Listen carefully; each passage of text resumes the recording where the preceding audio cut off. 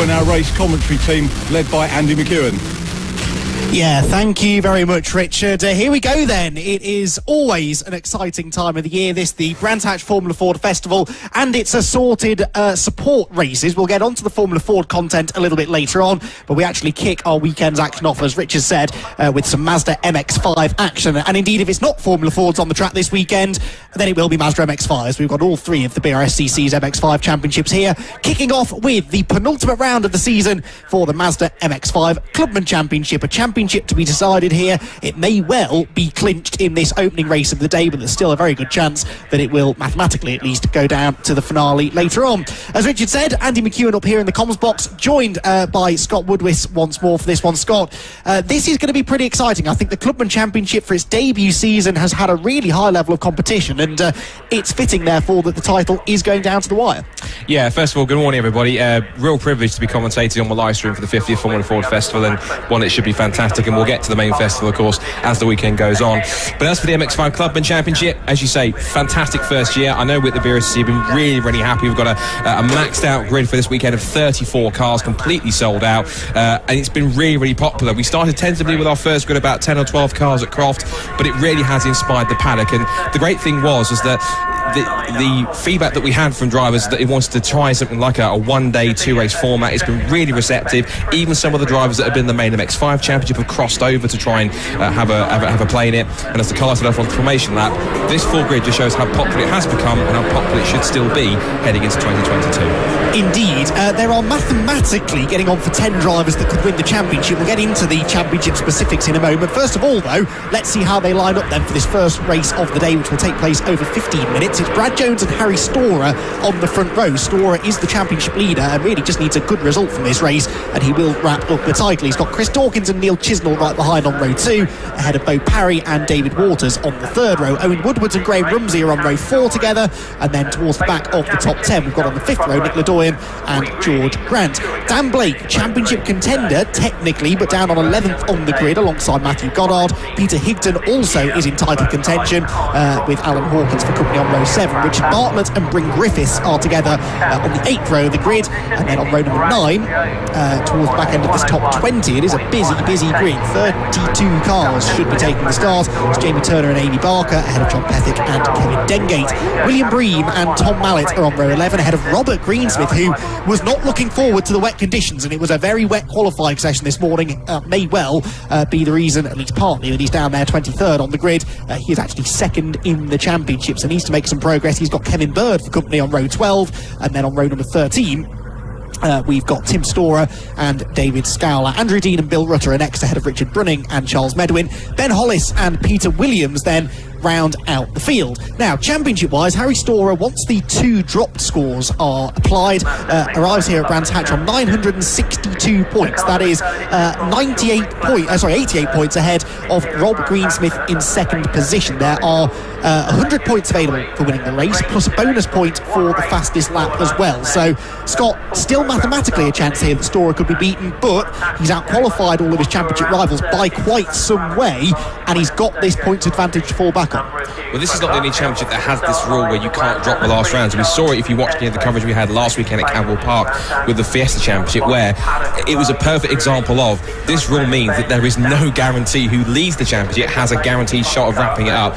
in the first couple of races. So if Harry Storer makes one small slip, if he makes a mistake that forces him to get a non-score, he has to count that as one of his final scores towards the championship. He has to use drop scores up until the final race, second race at Donington Park, which is the last race they completed. Nothing can be dropped from this final weekend, which means Storer really has to drive very carefully. He'll go for the win, certainly, as any driver will, but he'll know there are drivers around him that are going to make it very difficult, particularly Neil Chisnell, who's in there. Dan Blake's going to come from the 6th row of the grid. It's going to be tricky, but if you can keep his head like he has to the rest of the season to keep him on the form he's been in, it should be fairly straightforward. Storer hasn't actually won a race since Anglesey back at the 3rd event of the season, but there you can see him on the outside of row 1 with the white and purple car of Brad Jones on pole position. Not always the best place to start here at Brands Hatch, and you can see that there because he gets an absolute ton of wheel spin, and it's Storer that will grab the advantage up towards turn number 1. Graham Rumsey, though, the blue number 45 car, with an absolute flyer as well. Up towards Paddock Hill Bend they go. Storer on the outside line loses the race lead. I think that's Chris Dawkins that's gone through, but from the 8th on the grid, Graham Rumsey is up there fighting for the lead. Dan Blake is off though. Dan Blake is off into the gravel trap at Paddock Hill Bend. The man that is third in the championship arriving here at Brands Hatch off the road, rejoins towards the back of the field. But that was an entertaining opening couple of corners of the race. I think it's Dawkins that's got the lead from Graham Rumsey second. And Scott, that is not the order I expected halfway around lap 1. No, Graham certainly wanted to see if he could give the MX5 Club a championship a go, and it certainly was one of the right decisions. He had a cracking qualifying session and got himself into the mix. There's still lots of battling mid-pack as well as you expect in ever-typical frantic BRSC Mazda MX5 action. But the key thing is Harry Storer, where he needs to be in front at this point in time. Graham Rumsey there is in second place, will be giving 1 or 2 headaches, but this for his key championship contenders. One of them is there in 4th from Neil Chisnell, the other one has tracked with the gravel, and Rob Greensmith is also a bit further back of the pack. So right now it is advantage Harry Storer, but we've still got some 14.5 minutes to go. It's still going to be anything that can happen in this first race. Storer under pressure there as they came out of clearways, so Chisnell ahead as you said, but he's 98 points behind Storer in the championship, so he needs to make a bit more progress really, as there Graham Rumsey tries to make one more bit of progress. He's already gone from 8th on the grid to 2nd by the end of lap 1. He now challenges for the lead going through Paddock Hill Bend. It's Dawkins that leads them, Rumsey 2nd, Brad Jones the pole sitter down to 3rd, ahead of Neil Chisnell 4th, Harry Storer in 5th and Bo Parry in 6th position. The leader's up the hill, there's a spin in the background, one car off into the gravel trap. Now who was that? Looks like Kevin Dengate maybe. Yeah, who started a lot further down than I expected actually, 20th on the grid, but I think that is Kevin that's off into the Paddock Hill Bend gravel trap, and if he doesn't get going under his own steam, that may require the first intervention of the RunYourFleet.com safety car. We'll wait and see. Leaders already out of Graham Hill Bend. In the background there you can see Alan Hawkins going around the outside line, and there the blue car with the white stripes, that is Rob Greensmith, and with a title contender not making progress. Sorry, forgive us, it's a bit of a mistaken identity. It's not Harry Storer leading the race, forgive us, it's actually Chris Dawkins that leads the race, so forgive me, they're identical cars, so we had to work that out, and we didn't get the timing until it came up on the screen. So it's Chris Dawkins who is competing this weekend at the head of the field in terms of having a go at this particular race. He wanted to also do the MX5 Championship, but because there was a reserve situation there, he's just in the clubman for this weekend. So Harry Storer then is actually the car that's sort of third of about 4th or 5th in the train here going down the pit straight, but they're going to close up now because as far as I can see we've got yellow flags, and I think yellow flags down towards Paddock Hill Bend because of Kevin Dengate's stuck car by the looks of it, so no overtaking just yet. But in fact actually Harry Storer's not had a great first couple of laps because he's down in 10th position. So one of his teammates, David Waters, is up there in 5th place. There is Dawkins and Rumsey heading out of Druids.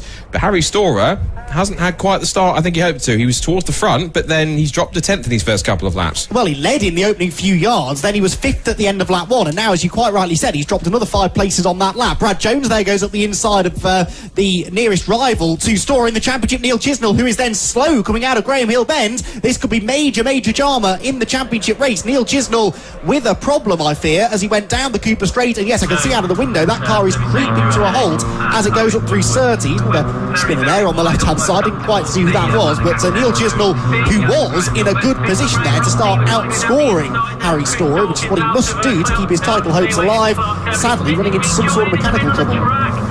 That's Graham Rumsey. Graham Rumsey makes a spin that was slightly off camera, so I don't know if that was him battling with Chris Dawkins for position or just lost a bit of traction on the exit. We have had rain this morning, which has made it quite greasy out there, but thankfully the rain, apart from a small sprinkling, one of the festival heat qualifyings, it has dried up a little bit, and of course the other flags now, it's making it very treacherous out there, and the weather conditions are in that sort of range where the drivers hate it, because you either want it fully wet or fully dry, because you understand fully what direction you need to go with. When it's in between like this, slightly intermediate conditions, as round goes George Grant facing the wrong way, they're all slip sliding around there. This is a classic point. In these intermediate conditions, you cannot judge the setup properly, so therefore you are tiptoeing around, driving on conditions that are changing, not just lap by lap, but corner by corner. So it's very tricky to try and get the grip as best as possible.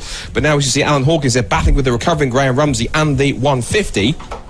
Which the 150 is, if I look down the order, John Pethick, and that's the scrap that's going on now for around about 6th, 7th and 8th. As they go through, there was more yellow flags going up towards McLaren. Yeah, that's that. I thought the safety car was coming out, but no, it's just a separate set of yellow flags for that car there that is still stationary, pointing the wrong way through 𝐶𝒐's. Red car, I want to say possibly it might be Richard Bartlett, maybe. he did not come through at the end of the last lap, so I think you might be onto something there. Dawkins then leads by now 5.3 seconds, which doesn't really do this race justice because it's very tight behind him. Brad Jones back up into second place. Third place is now David Waters, number 666, having started 6th on the grid. 𝐵𝒐𝒫 is 4th. Graham Rumsey still 5th after that spin. He actually picked up another 3 positions on that last lap. You can see the recovery effort of Kevin Dengate's car is almost done now. They've got the car a lot further away from the edge of the track than it was, and that is excellent news once more from our volunteer marshals here, along with the Brands Hatch recovery crew, to get that car out of the way without the need to pause the race completely. On screen here, the jigsaw car of Alan Hawkins. How's he getting on then? Hawkins is running in 6th position. It's John Pethick right behind him, and Pethick looked to try and make a move down the Cooper Straight, but they are of course then heading into another yellow flag zone. So the driver's in a bit of a tricky position at the moment, Scott, where 2 of the big overtaking opportunities are unavailable to them because of these yellow flags, but they're all, by and large, I think, they are abiding by the rules, driving sensibly. They've still got 9 minutes to go, so hopefully those yellow flags will be in shortly, and then they can race properly. Yeah, and it does mean that you've got to try and set the car up in front as best as possible for a move where you've got that possibility. Of course, particularly going to Druids, it is a typical overtaking spot. But of course, you have to set the car up by getting a good run through Paddock Hill Bend to get the run up the hill to get themselves in position. That makes it tricky to try and go side by side, particularly when you've got all sorts going off as John Pethick takes slightly wider. Oops, one of that's the 54. I think that's Dale Whiteman that's gone around in the 54. Ben Hollis. Sorry, Ben Hollis, forgive me, sorry. It's Ben Hollis, and he was quite low down, about 24th position, so not quite the start of the weekend he wanted as he heads around and tries to pick up a few more positions. But Chris Dawkins, meanwhile, continues to lead by some 4 seconds at the moment. As for Graham Rumsey, he's in 5th position trying to, on the recovery trail, going so quickly that he's actually set the new fastest lap of the race, 1:11.240. So he's got a bit of motivation now. He had that small little rotation on the exit through clearways. Interestingly, Brad Jones, who remember did qualify on pole position, was over a second faster than the race leader on the previous lap, so that gap comes down to 4 seconds. Also want to give a shout out to Rob Greensmith. I said he qualified pretty terribly down in, where was he?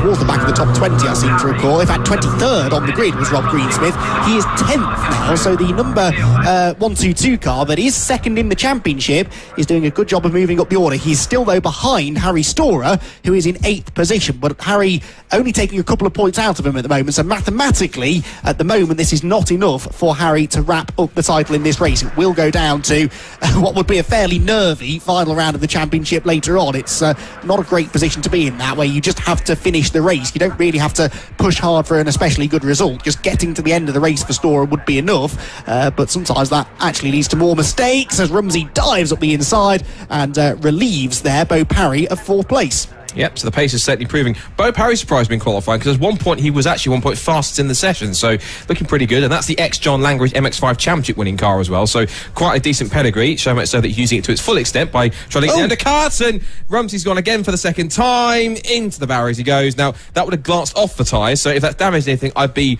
quite surprised because it was quite a slow speed spin. He did sort of glance off it and carries on going. He's put a bit of a dent in the PC site services site, which they might not, PG site service, which they might not too much appreciate, but he's just trying to get himself going. And that's also a tricky bit as well because he's struggling to get going again, either finding a gap in the traffic or trying to get going back into the race because he's on the wet grass, and when you get wet grass and you try to recover, if you get stuck, you're spinning your wheels and essentially it's like you're completely stuck, you can't move. So unfortunately, Graham's had to park it and climb out of the car, I'm afraid, so behind the barrier as he goes. That's a real shame. His pace was fantastic. He was up there battling for the lead, but his first race just hasn't worked out for him at all. So easily done, though, in these greasy conditions. As you said, they've got so little traction. He tried to get the switch back there on 𝐵𝒐𝒫, which would have worked, but he was just a bit too eager